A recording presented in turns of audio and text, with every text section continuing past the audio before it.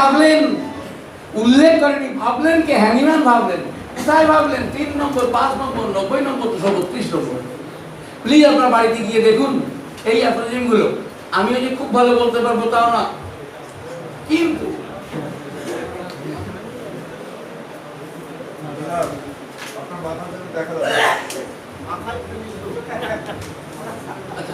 দেখো পরের অংশটা, to assess the peculiarity of an individual during his or her apparently healthy state. তোমরা কিন্তু ব্যাপারটাকে খেয়াল করো। আমরা শোনো, লিখে নেবে, লিখে নিতে গেলে তো বলবে স্যার হয়নি, স্যার হয়নি। আচ্ছা লিখো, এটা খুব গুরুত্বপূর্ণ। হ্যান্ড আউট দেওয়া যাবে না স্যার আমাদের।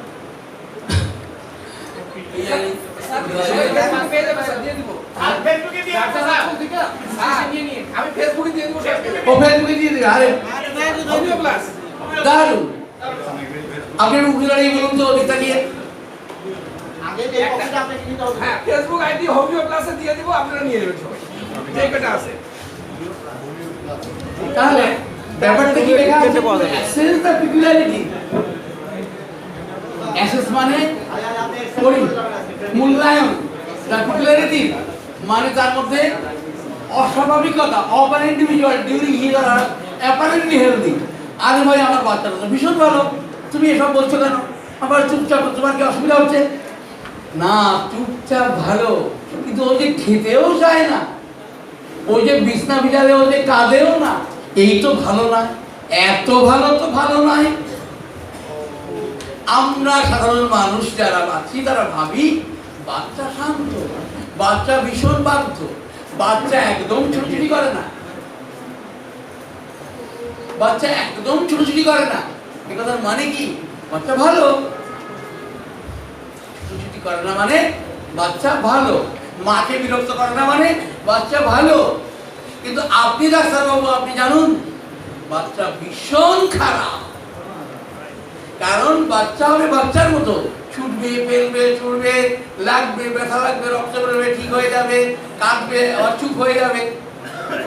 This is the characteristic features of a apparently healthy baby. সেটা না হয়ে 72 বছর বৃদ্ধের মতো, পোল্ট্রির মুরগির মতো, পোল্ট্রির মুরগির মতো বাচ্চা কেন হবে? বাচ্চা তো দেশি মুরগির মতো ছুটবে।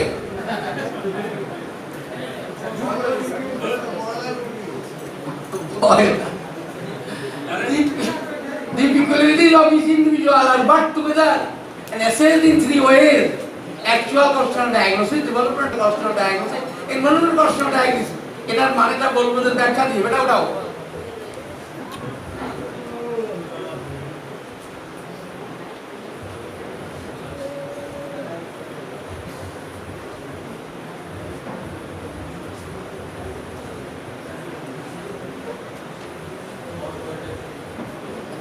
Actual constitutional diagnosis ব্যাপারটাই বাকি 3টে ভাগে বলা হলো। The actual constitutional diagnosis is done by observing the peculiarities of the individual during his or her healthy state. Only then, এটা এখন দিস না বেটা, আবার 2 নম্বরটা এখন দিস না। কি হলো? The physician clearly perceives what is to be cured in disease, that is to say, in every individual case of disease যেটা আছে, তাই অ্যাফোরিজম 3। তাহলে ঋষি হ্যানিম্যান কনস্টিটিউশনাল কথাটা কিন্তু সবার আগে বুঝেছিলেন, স্টুয়ার্ট ক্লোজ অনেক পরে। এই যে কথাটা, the physician clearly perceives what is to be cured in disease, that is to say, কি গো, এই যে আমি এতক্ষণ ধরে বলে আসছিলাম, কাশির রোগীকে ওষুধ নয়, জলের রোগীকে ওষুধ নয়, ব্যথার রোগীকে ওষুধ নয়, সুগারের রোগীকে ওষুধ নয়, প্রেশারের রোগীকে ওষুধ নয়, ক্যান্সারের রোগীকে ওষুধ নয়, কি করতে হবে? The physician clearly perceives, কি perceives? What is to be cured in disease. আমি এই রোগীর মধ্যে কি ঠিক করব? আমি কি মেডিকেলের জ্বরের ওষুধ দেব? আমি কি নেজাল পলিপের ওষুধ দেব? This is the idea written by Rishi Hahnemann. তাহলে এতদিন যাকে ভেবে এসেছেন সেইটা কিন্তু হ্যানিম্যান বহু আগে বলেছিলেন, শুধু বলা হয়নি, শুধু শেখা হয়নি, পড়া হয়নি আর বোঝা হয়নি। তাই আমরা পেশেন্ট পেলেই নিয়ে বসে যাই রুব্রিক করতে। এবার ভাবুন, এবার আমার স্যারকে প্রশ্ন, স্যার আমি রেপার্টরি কি করবো এবার বলুন, রেপার্টরি কি কোথায় কাজে লাগাবো? এটা বলা হয়েছে what is to be cured in disease. আপনি যে রেপার্টরি নিচ্ছিলেন শুধু ডিজিজ স্টেটের কথা, পেশেন্টের কথা, হ্যানিম্যান তো বলেননি সেটা, তাহলে আমি কেন নেবো? প্লিজ আজ থেকে নতুন করে ভাবুন, নতুন করে পড়ুন, নতুন করে চিন্তা করুন কি করা উচিত ছিল, আপনার স্যারদের কি শেখানো উচিত ছিল, আমার স্যারদের আমাকে কি শেখানো উচিত ছিল। আমার স্যাররা ওইসবই শেখাননি, আপনাদের মতোই আমি স্যারদের।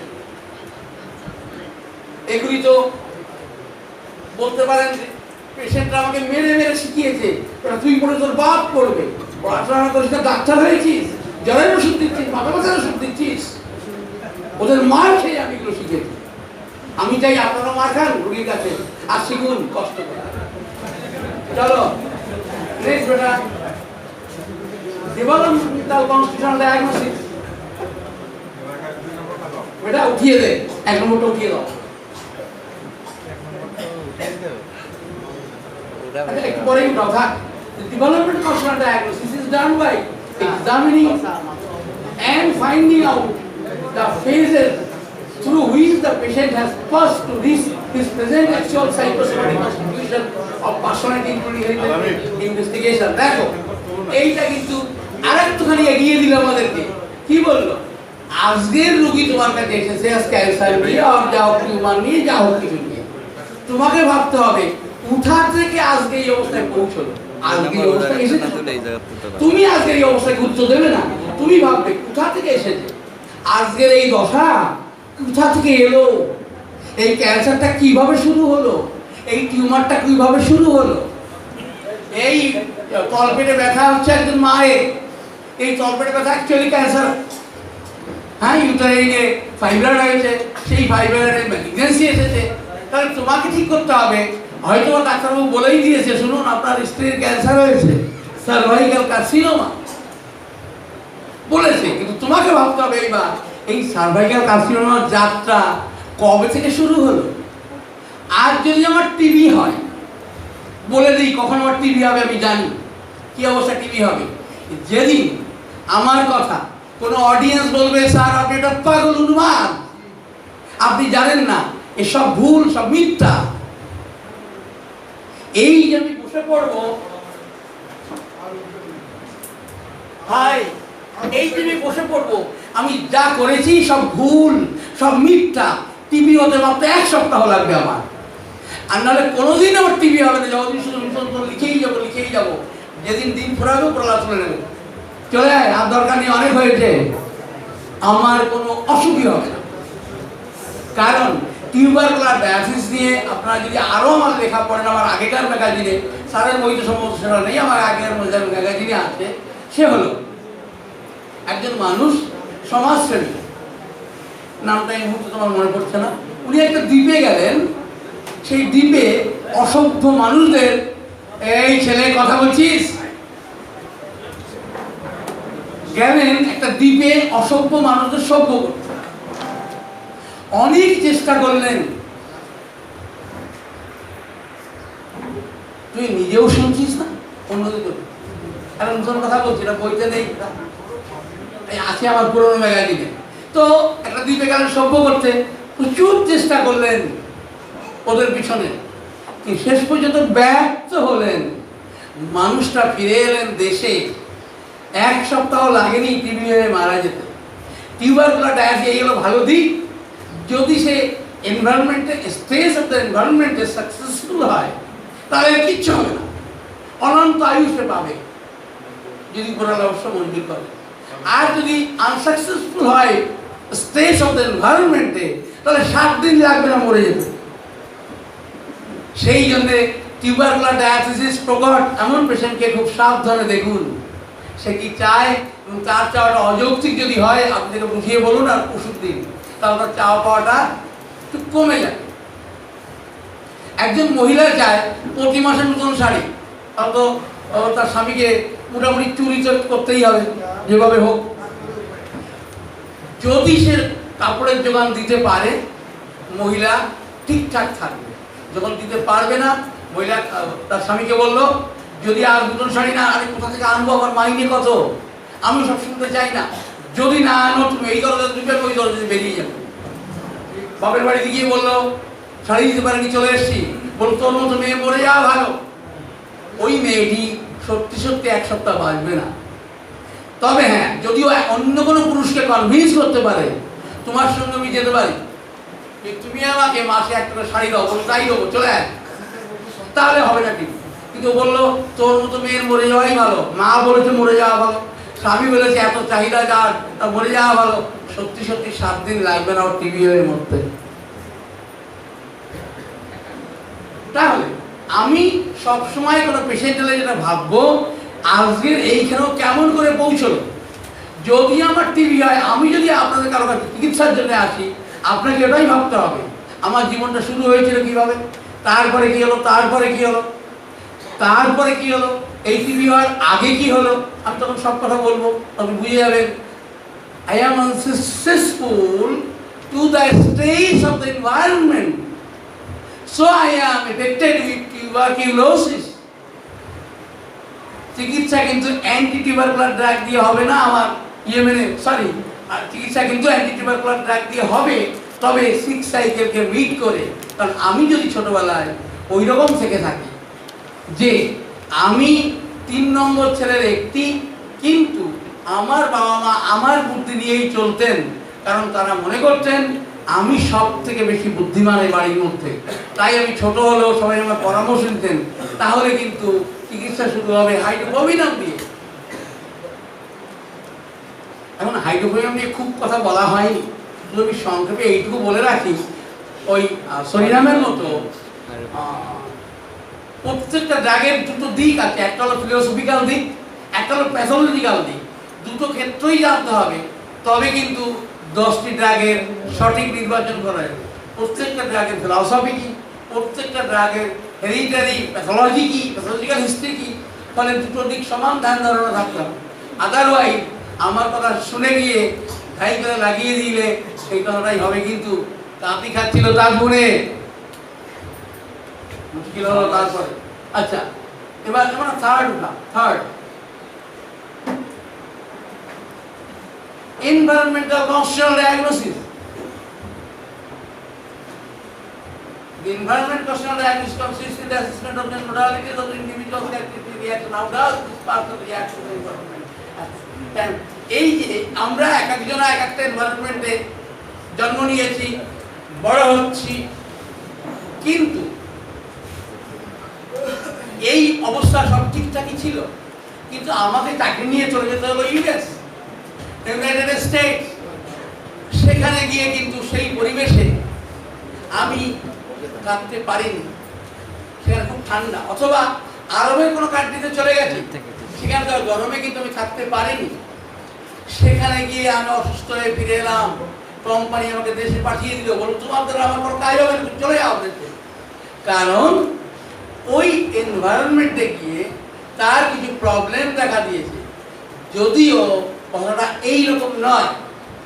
ব্যাপারটা কিরকম, এখানে তুষ আছে, তুষের মধ্যে লুকিয়ে আছে আগুন।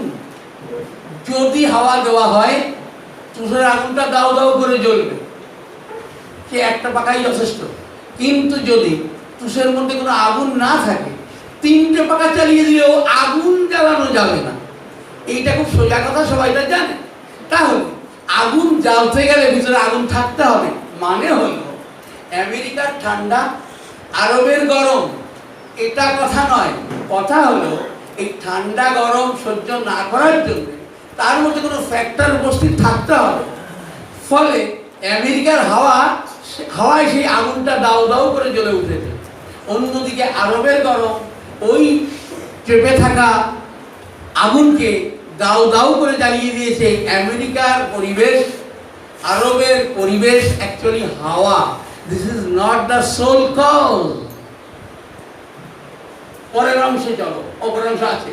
কনস্টিটিউশন বুঝতে গেলে এই দুটো ফ্যাক্টর আছে, একটা এক্সোজেনাস, একটা এন্ডোজেনাস। এই দুটো ফ্যাক্টরকে বুঝলে অক্সিজেনকে বোঝা একটু সহজ হবে। চলো আগে।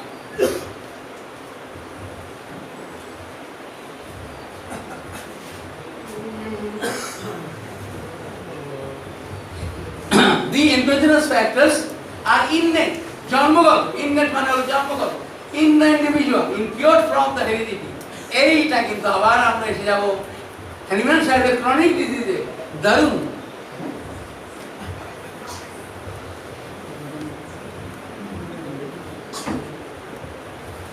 তাহলে আপনারা দেখুন, আপনি যদি পড়াশোনা করতে চান তাহলে কোনো বইটাকে ছেড়ে কোনো বইটাকে ধরতে পারবেন না। আপনাকে সব কিছু পড়তে হবে, আয়ত্তে আনতে হবে। কেমন আছে মিনা? কি মিনা? ও বলেছিল আপনি আমাকে পথ বলে দেন, আমি আপনার থেকে বড় হব। তো বইগুলো শুনতে পাচ্ছিস তো? অত সব বই পড়তে হবে দিন রাত এক করে দিয়ে। তখন দেখা যাবে চুল একটা তোর কাঁচা নেই, আমার থেকে বেশি নেই। তাহলে দেখুন এইটুকু কথার মধ্যে আবার ঢুকে পড়লো ক্রনিক ডিজিজ। কি লেখা আছে? The endogenous factors are innate, জন্মগত, in the individual, incurred from the heredity। মানে হলো, আমি কাল বলেছি আমার বয়স 60 কোটি, মানে হলো আমার আগের প্রজন্মগুলির মধ্যে যে অসুস্থতা ছিল সেটাকে ঠিকঠাক ট্রিটমেন্ট করা হয়নি। আপনারা একটা কথা বয়স্কদের মুখে শুনবেন, মুরব্বীদের মুখে, আজকের দিনে কবিরাজি আয়ুর্বেদিক সেটা ছিল আলাদা। সেই দিন যে কোথায় চলে গেল। মানে হলো মানুষের আফসোস আয়ুর্বেদ নয়, অ্যালোপ্যাথি হোমিওপ্যাথি খেতে হচ্ছে। এই আয়ুর্বেদ কি করে গো? গাছ গাছরা খাওয়ায় আর লাগায়। মানে হলো রোগ আছে আমার এখানে, দাঁত হয়ে বলা হলো অমুক গাছের পাতা লবণ দিয়ে লাগিয়ে দাও। আরে দারুণ, একবার মাত্র লাগিয়েছি কালকে, দেখো 12 ঘন্টা হয়নি, নেই, চলে গেছে। খুশি, বিরাট খুশি। কি করা হলো? ওই যে ইনকিউরড ফ্রম দ্য হেরিডিটি। এই দাগ আমি ইনকিউরড ছিল আমার মধ্যে, ওটা গেল আমার ছেলের মধ্যে। আমি আবার মলম লাগিয়ে, সরি পাতা বাটা লাগিয়ে দিলাম, জানি কোন পাতা বাটলা লাগালে ঠিক হয়ে যাবে, দিলাম লাগিয়ে। এবার হলো আমার নাতি, আবার দিলাম পাতা বাটা লাগিয়ে। বুঝলেন তো কেমন ভাবে হেরিডিটি থেকে এইভাবে ইনকিউরড হতে হতে আজকে আমার মধ্যে এই এসেছে। এই হলো আয়ুর্বেদিক খেল। এবার ভাবুন আপনি হোমিওপ্যাথ, আপনি লেখা আছে আচ্ছা ব্যাসিলিনাম নিয়ে যেন কে বেশি বলেছেন? ব্যাসিলিনাম নিয়ে বার্নেট তো নয়, বার্নেটই শোনো, সুজা ডাক্তার তাকে বলা হয়, বার্নেট খেলো বার্নেট। আর ব্যাসিলিনাম যেন কে বেশি ইউজ করেছেন? মানে এই মুহূর্তে এক্সাক্ট, হ্যাঁ যাও তো বলি, আচ্ছা তাই হোক বাবু, এক্স আমার ঠিক মনটা মানছে না তো, আচ্ছা তাই হোক স্যার। আচ্ছা তো এই যে দাঁত সারাবার ওষুধ, কি ওষুধ খেলেন আপনি? দাঁত সারাবার। কেন? দাঁত তো টিউবারকুলোসিস, তাই আমি ব্যাসিলিনামের কাজ ভালো, আমি খেয়েছি। এটা কিন্তু এতক্ষণ পর একটা আনসাইন্টিফিক, আনহোমিওপ্যাথিক কথা বলা হলো। কি বলা হলো? এই মেডিসিনটা দাঁতের জন্য ভালো কাজ করে। মাই গুডনেস, মানে হলো আমি একজন হোমিওপ্যাথিক ডাক্তার, আমি দাঁত সারাই একটা ওষুধ দিয়ে। কাকে সারাই? ওর বাপের হোক, তার বাপের হোক, তার বাপের হোক, তার ছেলের হোক, তার ছেলের হোক, বলেই দেই। This is unscientific, unhomeopathic approach. It should not, it must be avoided. This type of idea must be avoided. কারণ যাকে আমি দাঁতের জন্য ওষুধ দিচ্ছি তার হেরিডিটি থেকে জানা গেল তার বাপের বাড়িতে ছিল কুকুর পোষা, 3টে কুকুর, একটা আমেরিকা থেকে না, একটা ইংল্যান্ড থেকে না, আনা ইত্যাদি ইত্যাদি। সেই কুকুরের ইঞ্জেকশন উনি দিতেন। এই লোকটি ছেলে বা মেয়ে হচ্ছে, এই ছেলেটি এর দাঁত হয়েছে, একে যদি ব্যাসিলিনাম দেওয়া হয় সেক্ষেত্রে কি হতে পারে? খারাপই হতে পারে। কারণ এই দাঁতকে কে রসদ যোগায়? তার জন্য বলা হয়েছে যখন কোনো ডিসিশনে পৌঁছাতে হবে 2 নম্বর ডেভেলপমেন্টাল কনস্টিটিউশনাল ডায়াগনোসিসে আজকে এই দাগ কি অবস্থা থেকে এখানে পৌঁছেছে ডেভেলপমেন্টাল কনস্টিটিউশনাল ডায়াগনোসিস। ফলে একটা রোগী এলে তাহলে আপনারা বুঝুন আপনি যে একদিনে অনেকগুলো নতুন রোগী দেখবেন কি করে সম্ভব। আপনাকে ডেভেলপমেন্টাল এনভায়রনমেন্টাল কনস্টিটিউট ডায়াগনোসিসগুলো যদি আপনাকে হিসাব করতে হয় কোথায় সুযোগ আছে, মাথা তো খারাপ হয়ে যাবে। কিন্তু সিমটম থেকে ওষুধ দিলে কি হয়েছে, পেট ব্যথা করছে, কোথায় দেখাও উপরে, কেন কালকে কেক খেয়েছিলাম, গরমের মধ্যে কেক খেয়েছিলাম, কোল্ড ড্রিঙ্কস খেয়েছিলাম, তখন থেকে হচ্ছে। ওষুধ দেওয়া সহজ, but it should not. It is an homeopathic approach according to Master Hahnemann and Master Kent.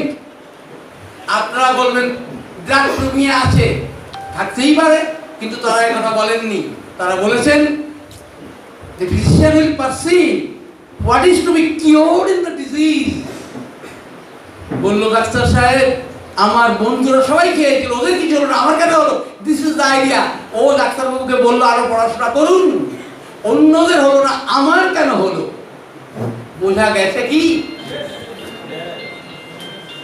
ওরা 4 বান্ধবী মিলে খেয়েছিল কেক আর কোল্ড ড্রিঙ্ক, 3 জনের কিচ্ছু হয়নি। এ তো কাল থেকে বমি করছে, পাতলা পায়খানা করছে, পেটটা ফুলে আছে, কিছু খায়নি, কাল রাতে খায়নি, সকালে খায়নি, দুপুরে খায়নি, বিকেলে এসছে আপনার কাছে। আপনি যদি পালসটা দিয়ে ঠিক করেন তাহলে কি হবে? পালসিলা হোক, ব্রাইনিয়া হোক, লক্ষ্য মিলিয়ে ঠিক করেন, ওর মাথায় ছোট্ট করে একটা বাড়ি মারা হবে। This is not a treatment, this is not a homeopathy. কারণ ওটা তো সিমটমের সঙ্গে সিমিলার, মানুষটির সঙ্গে সিমিলার নয়। তাই কেন সাহেব বলেছেন prescribing for the result of the disease causes changes in the result of disease, not in the sickness, except to hurry its progress. আপনার লিভার বা প্যানক্রিয়াসের একটা চরমতম ক্ষতি করে দিলেন। এরপর ওই মেয়ে কি আসবে, ডাক্তার সাহেব ওটা তো কমে গেছিল 8 ঘন্টার মধ্যে, দারুণ কাজ করেছে ওষুধে, কিন্তু আগে আমার গ্যাস অম্বল ছিল না, কাল থেকে কিন্তু আমার গ্যাস অম্বল হচ্ছে। এইটা আমার মায়ের আছে কিন্তু আমার ছিল না। আমি মাকে বলতাম কি গ্যাস করো, ওটা আবার কি জিনিস। এখন তো আমি বুঝছি গ্যাস মানে কি। তাহলে আপনি কি করেছেন, মায়ের দেওয়া গ্যাস অম্বলকে উস্কে দিয়েছেন, পালসিটা দিয়ে মায়ের দেওয়া গ্যাসকে উস্কে দিয়েছেন। আপনি ঠিক কাজ করেছেন নিশ্চয়ই।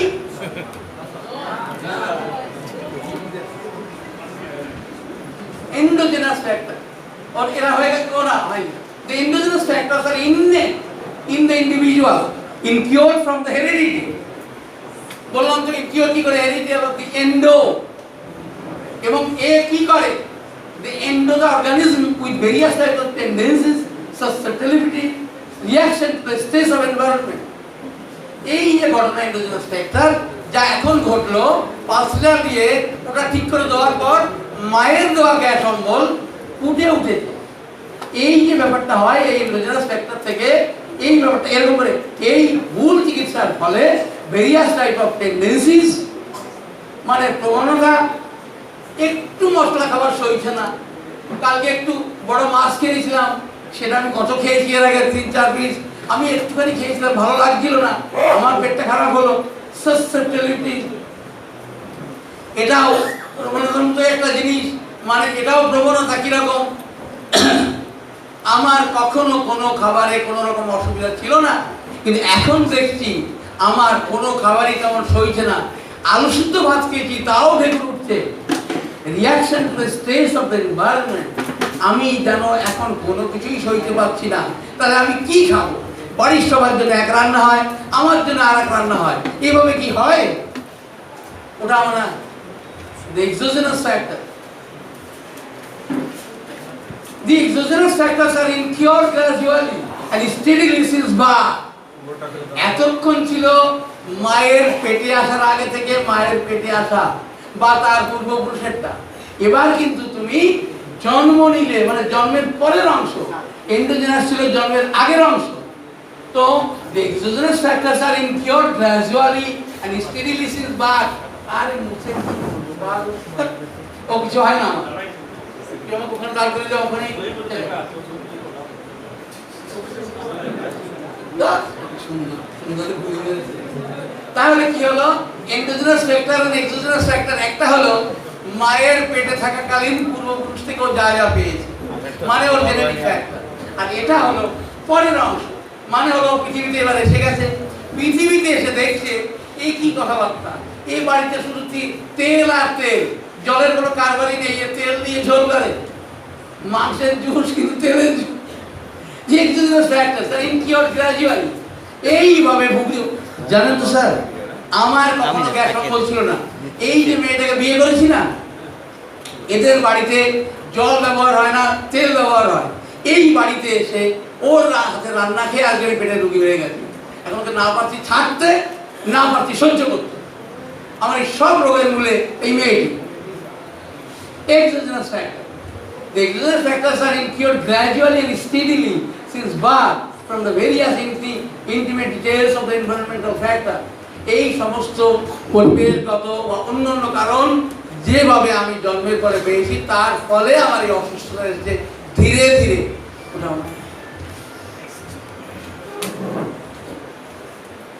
আলটিমেটলি এই যে এক্সোজেনাস এবং এন্ডোজেনাস ফ্যাক্টর এরা মিলিত হয়ে একটা নতুন কনস্টিটিউশন তৈরি হয়। যেমন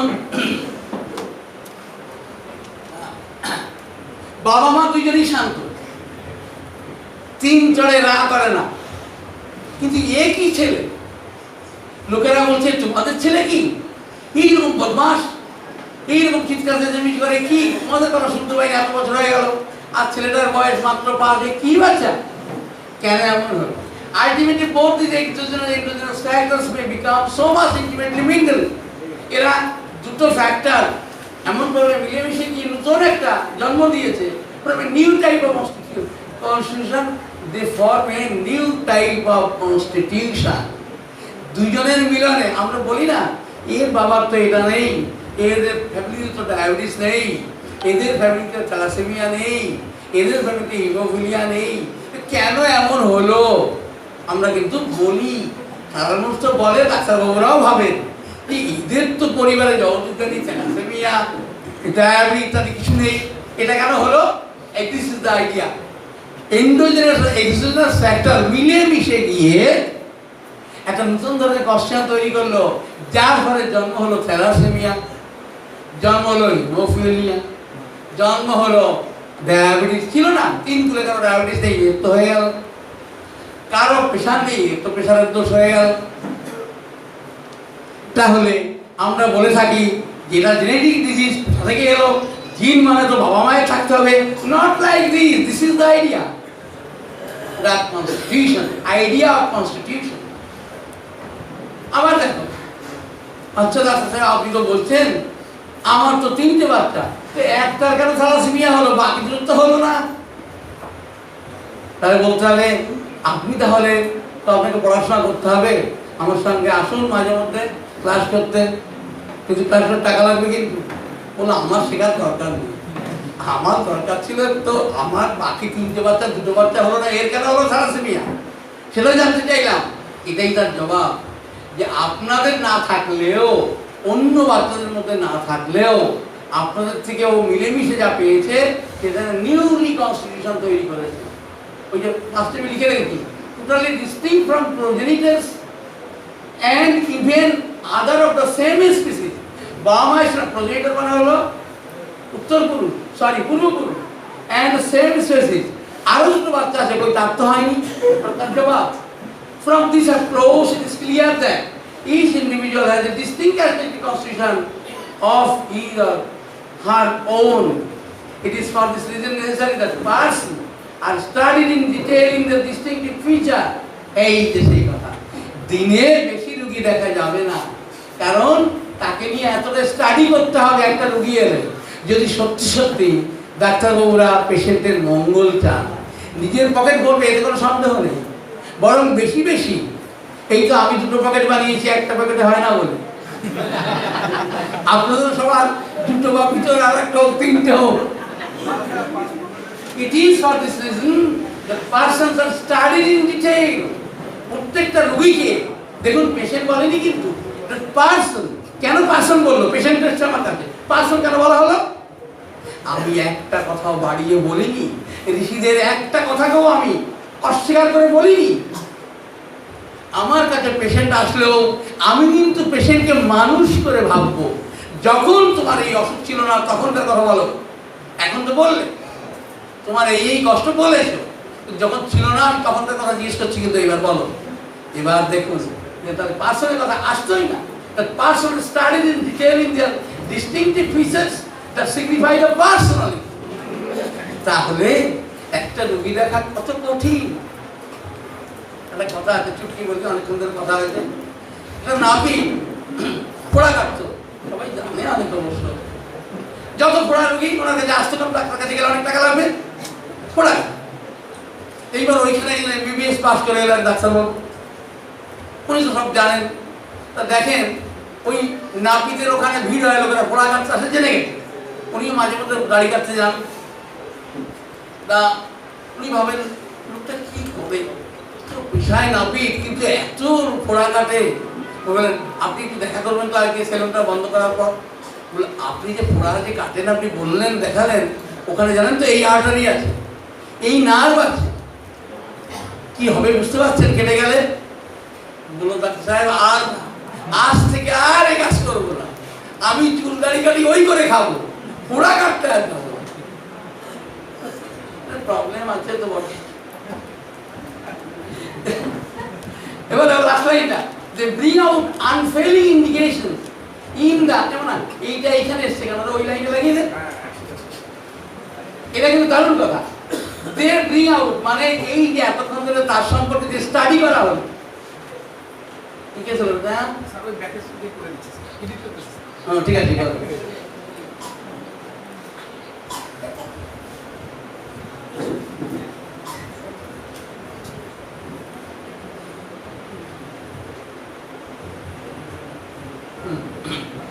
They bring out unfailing indication in the healthy relation and guide the treatment. এই যে এতক্ষণে ট্রিটমেন্টের কথা বলা হলো, এত লেবু কষলে এতক্ষণ পর তার ট্রিটমেন্ট শুরু হবে। আপনারা বলবেন স্যার এই সম্ভব? সম্ভব তো বটেই, প্রথম সময় লাগলেও পরে দেখবেন অনেক কম সময় হচ্ছে। আপনারা তো ডাক্তার হতে এসেছেন না, ডাক্তারি শিখতে এসেছেন, তাহলে কষ্ট যদি না করবেন, এত কষ্ট করে এলেন কেন? হয়তো বা কেউ বলবেন স্যার ভাবলাম আপনি কোনো টিপস দেবেন। আমিও ছাত্র ছিলাম, সেমিনারে যেতাম, ছাত্রকে বলতাম স্যার কিছু টিপস তো দিন। আমি নিজে কি বলছি, কিন্তু আমি বলতাম স্যার টিপস দিন, মানে ভাবতাম হোমিওপ্যাথি মানে টিপস, দেব লাগাবো সেরে যাবে, দেব লাগাবো সেরে যাবে, ফাটাফাটি। কিন্তু দিস ইজ নট দ্য